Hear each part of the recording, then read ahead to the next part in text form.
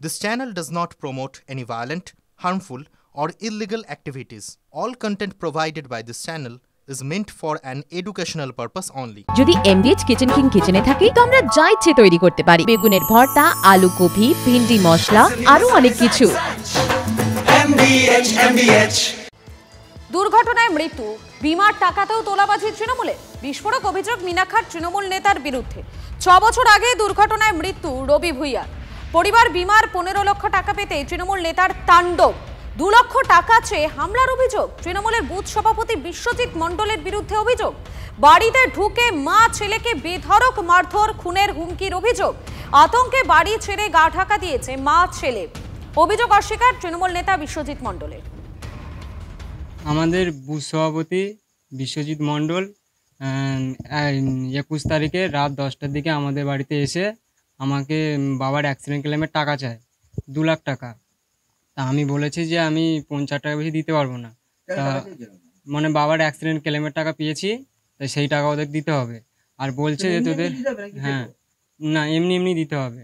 আর বলছে জোর করে বলতে ওরা আমার বাবার অ্যাক্সিডেন্টের গাড়ি ধরেছিল, সেই গাড়ির কাছ থেকে 8.5 টাকা নিয়েছিল।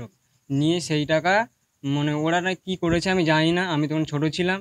আর এখন আমি মানে ওরা আমাকে মানে এত প্রেশার দিচ্ছে, মেরে ফেলে বলছে জীবনের মতন, তাই পালিয়ে লোকের বাড়িতে আমি মানে অন্য জায়গায় আছি। এই মুহূর্তে প্রশাসনও আমাদের হুমকি দিচ্ছে, আর বিশ্বজিৎও হুমকি দিচ্ছে প্রশাসনের কাছে বসে, যাতে আমরা গিয়ে ওখানে আমাদের নত স্বীকার করি বা ওনাদের কাছে মাথা নত করে চলে আসি, এই ব্যবস্থাই করছে। তাই প্রশাসন আর মাননীয় ছাড়া আমাদের উপায় নেই। এরা তোলাবাজ, কাটমানি নির্ভর, তবুও পুলিশ প্রশাসন দেখেও দেখে না এবং দলেও এদের মর্যাদা বৃদ্ধি পায়। এদের বাইরে থাকার বিন্দুমাত্র যোগ্যতা নেই। এদেরকে অনতিবিলম্বে গ্রেপ্তার করে জেলে ঢোকানো উচিত। তবে আমাদের আশঙ্কা যে এরা জেলের অপরাধ মনস্ক মানুষকে তৃণমূল মনস্ক করে দেবে কিনা, যেটি আরো বেশি ভয়ঙ্কর। এই ধরনের কোনো ঘটনা নয়।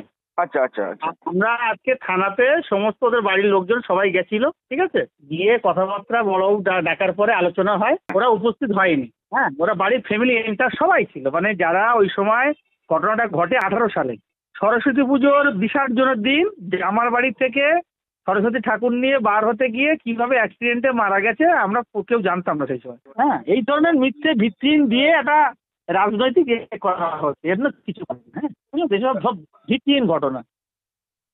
এমডিএইচ চানা মশলা, এখন ছোলা হোক বা বরবটি দানা, সাদা চানা হোক বা কালো, সব রান্নাই হবে অসাধারণ।